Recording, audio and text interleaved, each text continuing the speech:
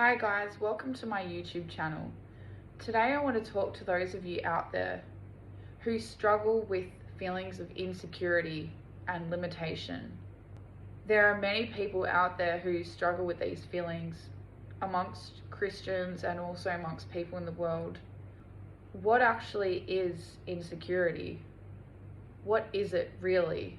Insecurity is a sense of feeling like we are not enough, we aren't worthy. It can cause you to feel uncomfortable in your own skin. It causes you to hide yourself from other people, to hide your truest thoughts, your truest feelings amongst those around you. And what this does to us in turn is creates a sense of isolation. It creates a sense that we're not being true to ourselves.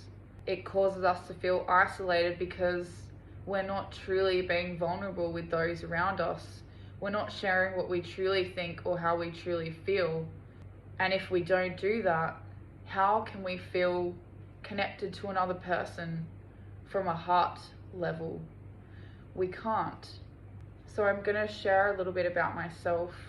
I have spent a large portion of my life living in insecurity and limitation. And this is partly because of my upbringing, and I eventually learnt to shut a part of myself down, that part of myself who likes to be seen by other people, who wants to be known by other people, in order to not feel hurt, to not get hurt again. But one thing that I am realizing is that this is not hurting other people. It's actually hurting me by hiding myself and by not truly expressing how I am, who I am, what my true thoughts are, what my true feelings are.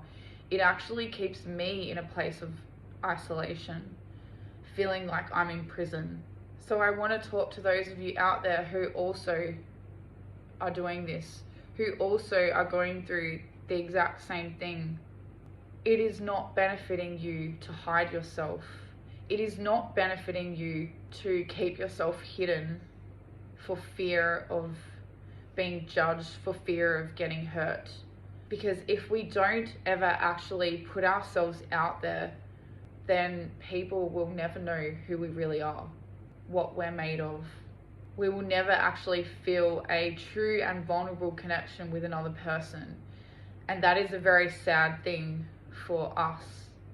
So I want to challenge some of you out there. Take risks. Take risks to be vulnerable with other people. I don't care what it is that you're doing for God. You might be a pastor, a prophet, an evangelist, and yet you still struggle with a deep feeling of insecurity. You don't have to live that way any longer. You have a choice, and you can choose to stay in that stuck place, to stay in that prison in your mind, hiding from other people, not allowing yourself to feel hurt again, avoiding that conflict. But at the end of the day, you're not living that abundant life that God has for you. You're not allowing other people to see who you truly are, and you won't be able to experience the full freedom and the full joy that Jesus died to give you. So I want to share with you guys some tips and encouragement about how you can begin to step out of this place. Tip number 1, you really need to stop comparing yourself to other people. Stop comparing yourself to your friends, family members, new people that you meet. Stop thinking that everyone is better than you and has more than you. We are all different, and what God has given you, He has not given the other person. Start to focus on what you already have rather than what you don't have.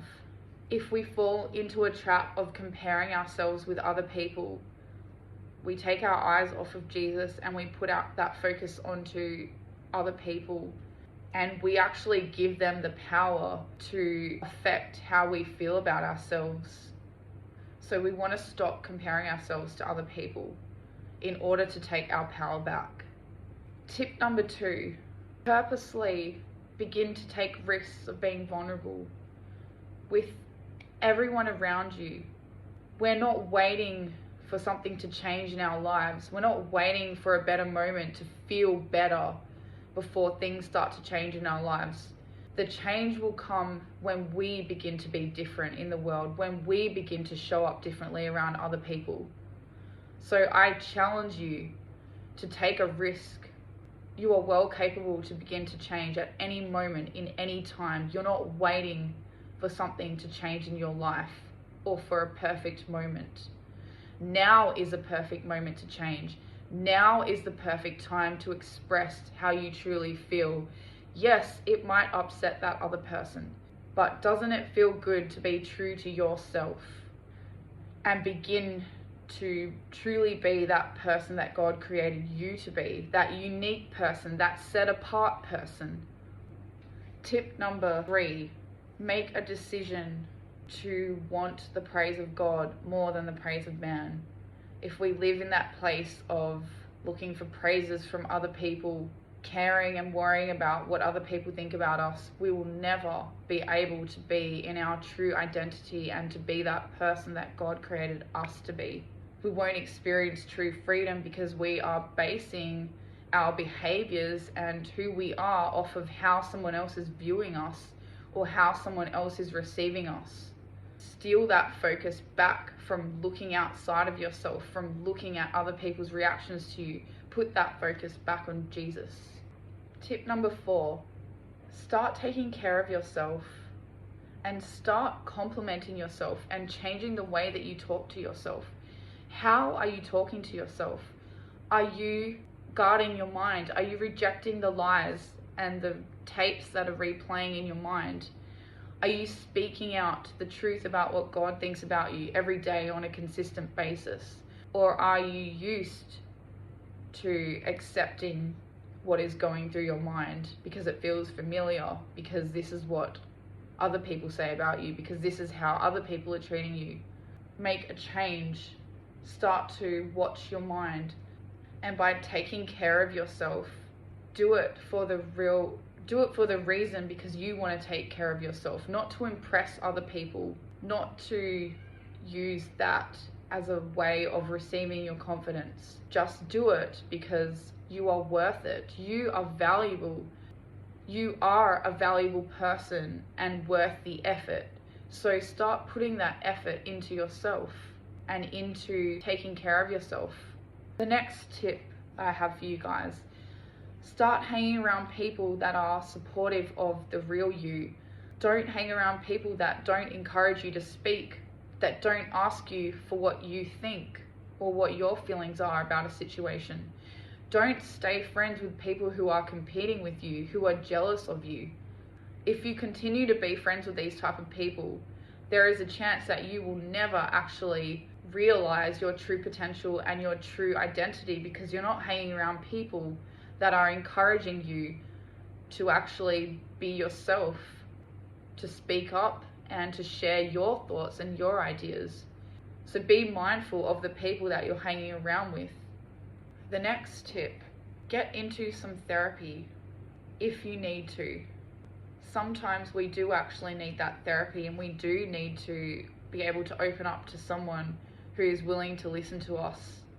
It may be the first time ever that you're trusting this person, but it's important to have that secure base in the world, and it might be the first time for some of you out there to actually be able to learn to open up and trust another person, because it is through trusting another person and being open that we are truly able to experience who we really are and be able to feel confident in sharing that with those around us in our daily activities, in what we're doing.